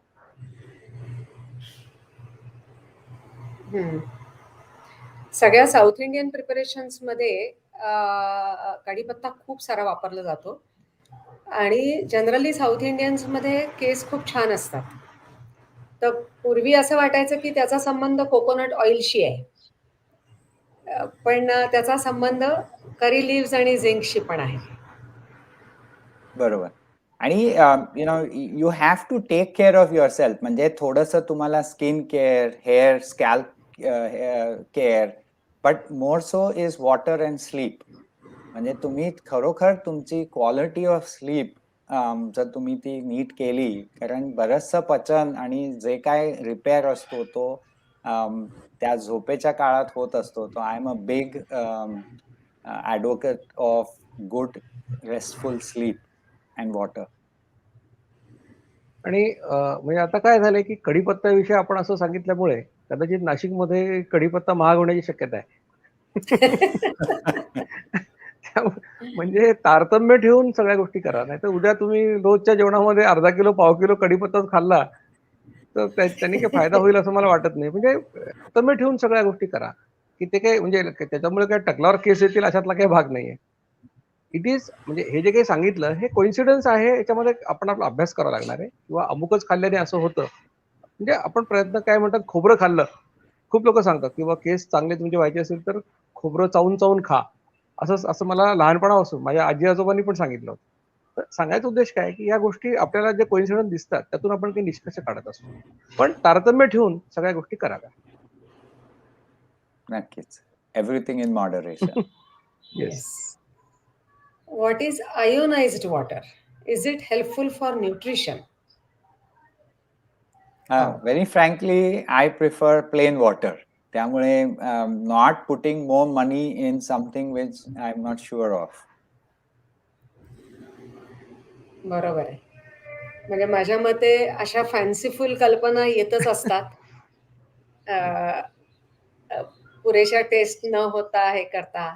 त्यामुळे नाही, आणि म्हणजे alkaline water, super alkaline water, अशा अनेक गोष्टी बघितल्यात. पण आता शरीरामध्ये तुमचं पीएच मेंटेन करण्यासाठी एवढे मेकॅनिझम आहेत. म्हणजे खरं शरीराचं ते काम तेच आहे की पीएच तुमची कॉन्स्टंट ठेवणे, हेच काम आहे. मग हे जर काम तुमचं शरीर करत असेल तर तुम्ही पाणी कुठलंही प्या, ते शरीर तेच काम करत असतं की तुमचं ऍसिड लेवल किंवा पीएच लेवल ही कॉन्स्टंट राहावी हा प्रयत्न करत असतो. ती नाही राहिली तर माणूस मरतो. त्याच्यामुळे तुम्ही काय वरून काही घातलं, 11 पीएचचं घातलं काय आणि 12 पीएचचं घातलं काय, शरीर त्याला ते 7च्या जवळपास आणून थांबवणार त्याला बरोबर. त्यामुळे खूप काही त्याच्यामध्ये पैसे वाया घालवावे असं मला वाटत. ट्रू.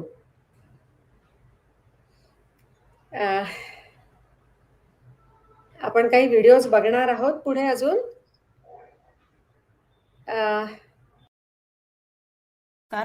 माझे नाव श्रद्धा श्रीपाद लोहोकरे. मी अनेक प्रकारचे डाएट करून बघितले, परंतु मला त्यातून जे पॉझिटिव्ह रिझल्ट्स हवे होते ते मला कधीही मिळाले नाही. पण 75 दिवसाच्या या चॅलेंजमधून मला जो रिझल्ट अपेक्षित होता तो मिळाला. माझे 15 दिवसामध्ये 2 किलो वजन कमी झालेले आहे आणि माझे जे न होणारे ड्रेसेस आहेत ते मी आता घालू शकते, याचा मला खूप आनंद आहे. त्यासाठी डॉक्टर दीक्षितांचे खूप आभार. डॉक्टर रत्ना अष्टेकर मॅमचे व्यायाम पद्धती ज्या आहेत त्या मला खूप आवडतात आणि त्या मी फॉलो करते आणि त्यातूनच माझे वजन कमी झालेले आहे.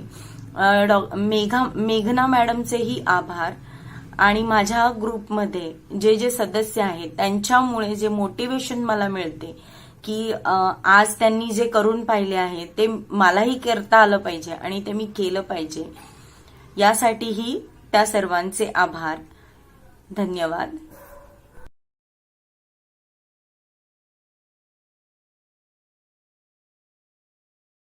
नमस्कार, मी मृणाली मराठे. My age is 21 and I've just completed my graduation. I belong to Baroda. सगळ्यात आधी I would like to thanks everyone जे कोणी पण ह्या अख्ख्या टीममध्ये आहेत. Special thanks to doctor Dikshit sir and Archana madam, आमच्या ग्रुप ॲडमिन. खूप एफर्ट्स घेत आहेत ही अख्खी टीम. खूप प्रयत्न झाले आहेत त्यांचे. खूप सपोर्टिव्ह आहेत सगळे, खूप मोटिवेट करतात, खूप इन्स्पायरिंग आहेत आणि मला ह्या प्लॅनमुळे खूप मोठा फरक दिसला आहे. स्वतः खूप एनर्जेटिक फील करते मी. 1 जुलैपासून मी हे चॅलेंज स्टार्ट केलं आहे आणि तेव्हा माझं वेट 84 kgs होतं आणि नाव फॉर 30 days माझं वेट 80 kgs झालं आहे. मी 4 kgs वेट लॉस केलेलं आहे. ह्या प्लॅनमुळे मला खूप मोठा फायदा होतो आहे की जसं एनर्जेटिक फील होतं आहे. माझ्या इटिंग हॅबिट्स, माझ्या फूड हॅबिट्स एक खूप डिसिप्लिन्ड मॅनरमध्ये आलेल्या आहेत आता आणि मला हे प्लॅन करताना खूप मजा येते आहे. आमचे ॲडमिन पण जे आहेत अर्चना मॅडम खूप आमच्यासाठी एफर्ट्स घेत आहेत, आम्हाला इन्स्पायर करत आहेत. रोज आम्ही आमचे वर्कआउट ॲक्टिव्हिटीज शेअर करतो आहेत आणि आम्हाला त्याचा रिस्पॉन्स पण खूप छान मिळतो आहे. सगळ्यांनी हे प्लॅन करावं आणि सगळ्यांनी कॉपरेट करावं समोरच्यांबरोबर. ते लोक खूप आपल्यासाठी एफर्ट्स घेत आहेत, आपण पण त्यांना थोडासा साथ देऊया. नक्कीच सगळे बारीक होतील. Thank you.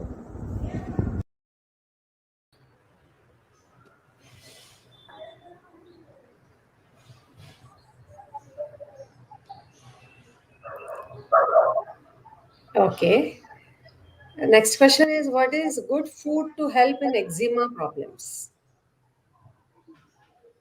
So again, eczema, it's a काय कारण आहे, and there are so many triggers for such disease conditions. So first we have to identify that and also address those. But in general, you have to take good care from a food perspective. I would say that having vitamin A in your diet, having zinc in your diet would also help. परंतु म्हणजे एक लक्षात घ्या की आजारांसाठी त्या त्या विषयातल्या तज्ज्ञ डॉक्टरांचा सल्ला घेणं आणि उपचार करून घेणं हे अतिशय महत्वाचं आहे. कारण आहार हा सर्वसाधारण म्हणजे हा बेस आहे सगळ्या तुमच्या आरोग्याचा. त्यामुळे त्या अमुक काही खाल्ल्याने तुमचं काही एक्झिमा बरा होईल अशातला काही भाग नाहीये. तो सर्वसाधारण आरोग्य चांगलं राहण्यासाठी जे आता आम्ही तुम्हाला सांगितलं आहाराविषयी ते तुम्हाला कामाला येणार आहे. परंतु तुमचे हे आजार बरे होण्यासाठी तुम्हाला त्या त्या विषयाच्या डॉक्टरांना भेटणं अतिशय आवश्यक आहे. येस. पीसीओडी मध्ये हा डाएट चालेल का?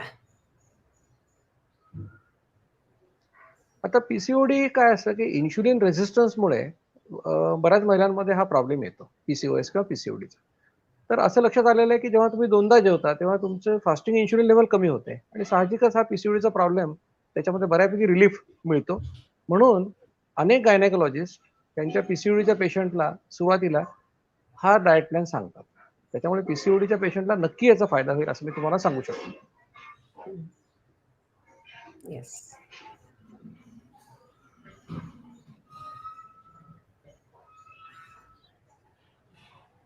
आणखीन प्रश्न आहेत? ओके. ओके. वैशाली जोशी म्हणतात की धामणकर सर, दीक्षित सर, सगळ्यांना ॲसिडिटी फॅटी लिव्हरबद्दल मार्गदर्शन केल्याबद्दल धन्यवाद. 75 डेजच्या चॅलेंजमध्ये आहे आणि त्यांनी मला खूप फायदा झाला आहे. Thank you. Good listening to it. मी 2 वर्षापासून ही लाईफस्टाईल फॉलो करत आहे. माझे वजन 77 वरनं 67 झाले आहे, पण आता 67 वर थांबले आहे, तर काय कराल? आता असं आहे की शरीर कुठल्याही प्रकारच्या डाएटला किंवा लाईफस्टाईलला ऍडजस्ट करतं आणि आहे त्याच्यामध्ये भागवतं असं त्याचा प्रकार असतो. आता काय होतं की 77 किलो वजन असताना जे तुम्ही खात असणार कॅलरीज किंवा अन्नपदार्थ तेच जर तुम्ही कॉन्स्टंट ठेवले असतील 67 साठी तर आता ते तुम्हाला अनावश्यक आहेत. म्हणजे आता तुम्ही ते जास्त खाताय असंच अर्थ होतो. तर तुमच्या जेवणामध्ये जसं आम्ही सांगतो सिक्वेन्स किंवा सुरुवातीला ड्रायफ्रुट्स खा, मग सॅलड खा, मग स्प्राऊट खा आणि मग बाकीचं खा. तर जेवणामधलं पोळी भाकरी भात हे कमी जेवढं कराल आणि प्रोटीन्स व्हेजिटेबल्स फ्रुट्स वाढवाल आणि व्यायाम वाढवा. म्हणजे आम्ही जरी 4.5 किलोमीटर सांगितलं असलं तरी तुम्ही 6 किलोमीटर चालला तर काही बिघडत नाही. म्हणजे तुम्हाला या दोन्ही गोष्टींचं बॅलन्स करून तुम्हाला त्या वजनाला धक्का द्यावा लागेल आणि ते आणखीन कमी होईल.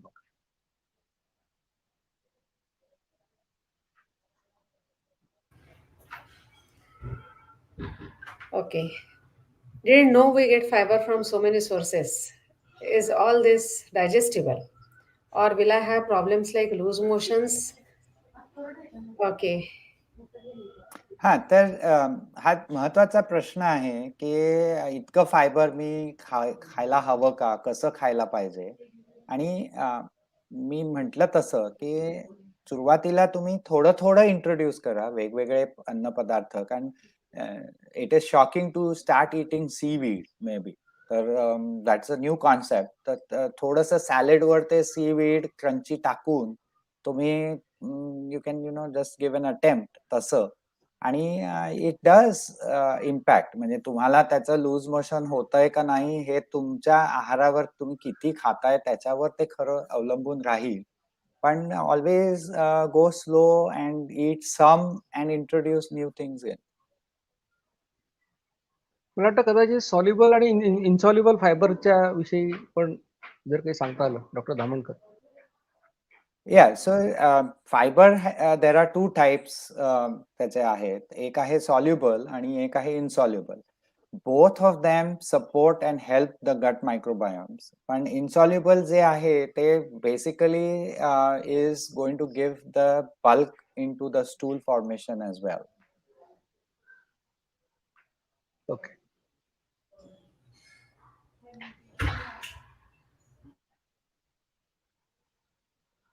नंतर आणखी व्हिडिओ आहेत की?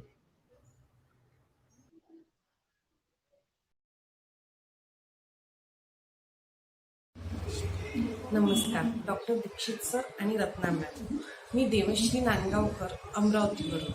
डॉक्टर दीक्षित सरांच्या डाएट प्लॅनचे अनुसरण करून मला 1 महिना पूर्ण होत आहे.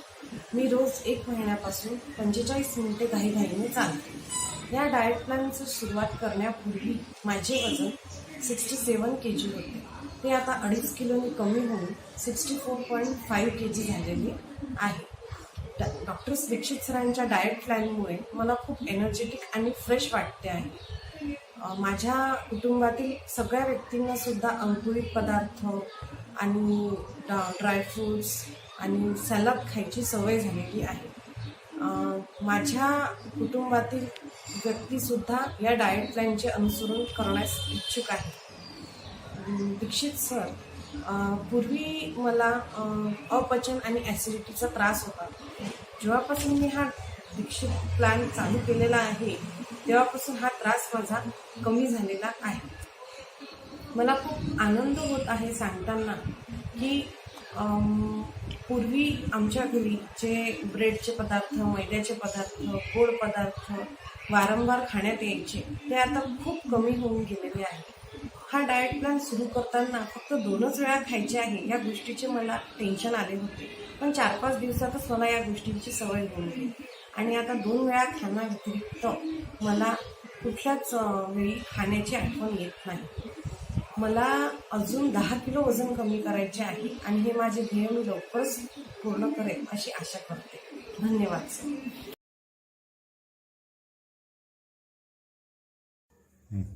नमस्कार, माझे नाव डॉक्टर अस्मिता देशमुख, राहणार अकोला. मी होमिओपॅथिक कन्सल्टंट आहे.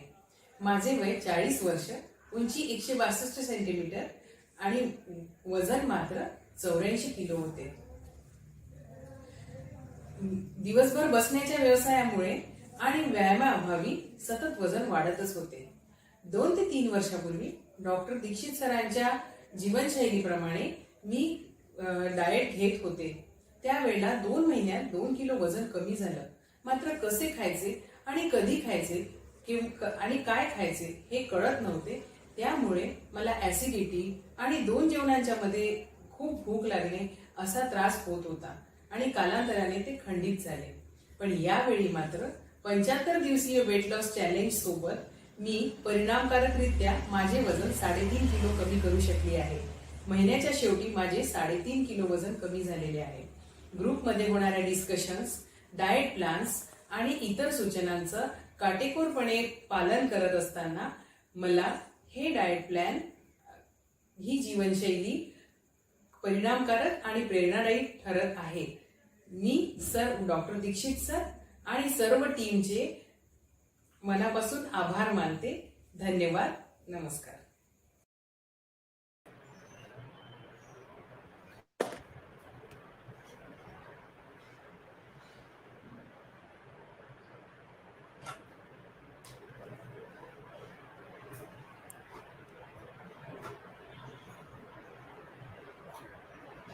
मला वाटतं फळांविषयीचं मी उत्तर मी दिलेलं आहे की त्या प्रश्नाचा विचारला की why they are left out. They are not left out, but because I have already explained about it, that if you are a diabetic or pre-diabetic, we don't allow you to eat sweet fruits. And if you can't understand what is sweet, we tell you not to eat fruits. That is the only thing. And if somebody is non-diabetic, he can eat fruits at the beginning of the meal. आणि आत्ताच्या सगळ्या success story ज्या मी ऐकत होतो, यशोगाथा, तर तुम्ही notice केलं की मला माहित नाही, परंतु या सगळ्या यशोगाथा महिलांच्या आहेत. जेवढ्या स्टोरीज मी ऐकल्या त्या सगळ्या महिलांच्या यशोगाथा आहेत. आणि याचा मला विशेष आनंद यासाठी आहे की आत्ता एका यांनी सांगितलं, त्यांनी मला वाटतं कुठल्या तरी अकोला किंवा याच्यामध्ये होत्या त्या मॅडमने असं सांगितलं की आता आमच्या घरामध्ये मैद्याचे पदार्थ, ब्रेड, गोड पदार्थाचं प्रमाण पुष्कळ कमी झालंय.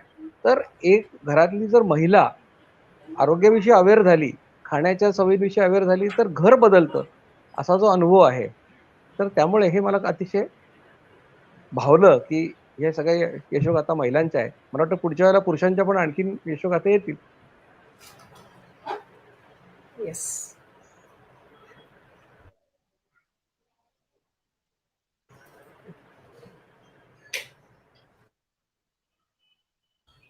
मला वाटतं नंदन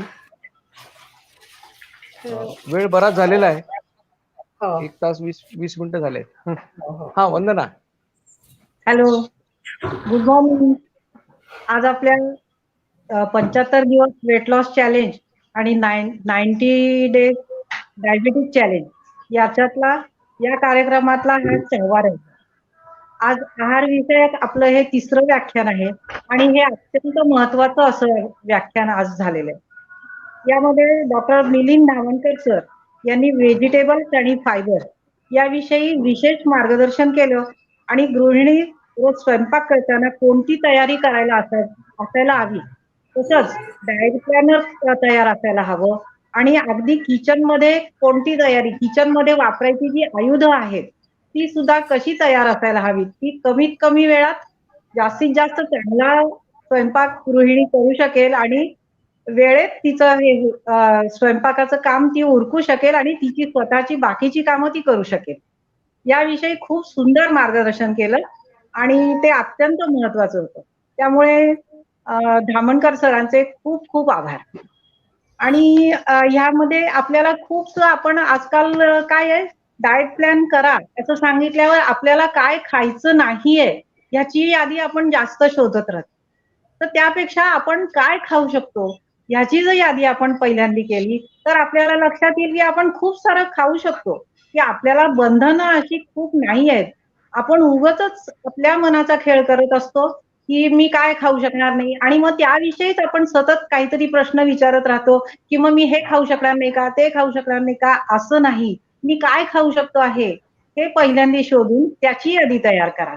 म्हणजेच पॉझिटिव्हली आपण हा सगळा विचार घेऊ शकतो आणि आपल्याला हा डाएट प्लॅन करणं सगळ्यात जास्त सोपं होऊ शकेल.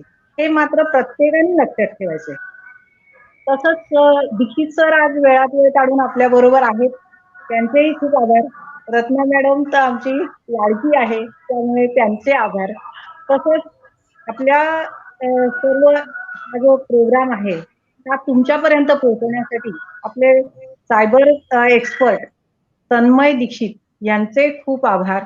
आणि सगळ्यांना अजून एक आवाहन करायचंय मला आपल्या ग्रुप चॅलेंज मधल्या लोकांना, की आपण आतापर्यंत ग्रुप चॅलेंज जेव्हा अनाऊन्स केलं त्यावेळी आपण कोणत्याही ब्लड टेस्ट करा असं सांगितलं नव्हतं. पण आता मला असं वाटतं की आपला हा डाएट प्लॅन जास्त डोळसपणे आणि शास्त्रशुद्ध रीतीने आपल्याला करायचा असेल तर आपल्याला HbA1c आणि फास्टिंग इन्शुलिन या 2 ब्लड टेस्ट करणं अत्यंत गरजेचं आहे, की जेणेकरून आपण आज कोणत्या स्टेजला आहोत आणि आपल्याला कुठल्या मार्गावरून परत यायचं आहे, आपली लाईफस्टाईल कशा प्रकारे आपल्याला बदलायची आहे याचं महत्वाचं आपल्यालाच ठरवण्यासाठी आपण या टेस्ट करणं गरजेचं आहे. तेव्हा ह्या टेस्ट आम्ही करू का नको हा प्रश्न मनात घेण्यापेक्षा आपण ह्या टेस्ट करून आज मी कोणत्या स्टेजला आहे हे प्रत्येकाने समजावून घेतलं तर हा डाएट प्लॅन करणं प्रत्येकाला खूप सोपं जाणार आहे. तेव्हा आता धन्यवाद. वंदना एकच मिनिट, मला एकच गोष्ट फक्त बोलायची होती की या आपल्या चॅलेंज ग्रुपमध्ये नाशिकचे खूप लोक आहेत, म्हणजे जवळपास आपले नाशिकचे 10 की 12 ग्रुप आहेत. तर मला तुम्हाला सगळ्यांना 14 ग्रुप आहे, तुम्हाला सगळ्यांना मला एक माहिती द्यायची आहे की आपण 2 ऑगस्टला मार्गारेट टॉवर्स कॅनडा कॉर्नर, हे तुम्हाला नाशिकच्या लोकांना कॅनडा कॉर्नर माहिती आहे, तर तिथे मार्गारेट टॉवर्समध्ये पहिल्या मजल्यावर डॉक्टर नुलकरांच्या जागेमध्ये डायबिटीज रिव्हर्सल काउन्सिलिंग सेंटर चालू केलेलं आहे आणि त्याचं उद्घाटन 2 ऑगस्टला IMA हॉलमध्ये आपण केलं. या सेंटरमध्ये डॉक्टर रत्ना आष्टेकर रोज सोमवार ते शनिवार दुपारी 3 ते 6 या वेळामध्ये तिथे असतात. वंदना जोशी त्याच्या कोऑर्डिनेटर आहेत आणि आमचे इतर व्हॉलंटियर्स पण तिथे असतात. या सेंटरचा उद्देश असा आहे की ज्या लोकांना डायबिटीस नुकताच डायग्नोज झालेला आहे आणि अजून गोळ्या औषधं सुरू झालेली नाहीत किंवा 1-2 महिन्यातच त्यांना डायबिटीस डायग्नोज झालेला आहे, असे जे लोक आहेत किंवा प्री डायबेटिक आहेत अशा लोकांचा डायबिटीस रिव्हर्ट करण्यासाठी हे सेंटर आपण सुरू केलेलं आहे. हे आता तर हे तुम्हाला माहिती आहे, अभियान सगळं मोफत आहे, हे सेंटर सुद्धा विनामूल्य चालतं. तर या निमित्ताने आज मी तुम्हाला असं आवाहन करेन की तुमच्या परिचयामधले किंवा तुमच्यापैकी कोणाला नुकताच डायबिटीस डायग्नोज झाला असेल तर या सेंटरचा तुम्ही जरूर फायदा करून घ्या. तुमचे इतर व्हॉट्सअप ग्रुपवर देखील ही गोष्ट सांगा की अशा प्रकारचं सेंटर नाशिकला सुरू झालेलं आहे आणि हे दररोज चालणारं सेंटर आहे. त्यामुळे मला असं वाटतं की तुम्ही याचा जास्तीत जास्त फायदा घ्या. धन्यवाद. वंदना. हा, धन्यवाद. सगळ्यांनी जास्तीत जास्त सेंटरला उपस्थिती असू द्यावी, जेणेकरून आम्हाला सगळ्यांना हा डाएट प्लॅन प्रत्येक माणसापर्यंत पोहोचवता येईल आणि सगळेजण मधुमेह मुक्त आणि बारीक होण्याचा खूप चांगला सोर्स हा आहे, हे सगळ्यांनी लक्षात घ्यावं. धन्यवाद. आज धामणकर सरांच्या तिथे रात्र उशीर आहे, त्यामुळे त्यांचे आपण विशेष आभार मानूया की त्यांच्यासाठी खूप विचित्र वेळेला आज आपल्यासाठी ते इथे उपस्थित राहिले. त्यांचे विशेष धन्यवाद. धन्यवाद.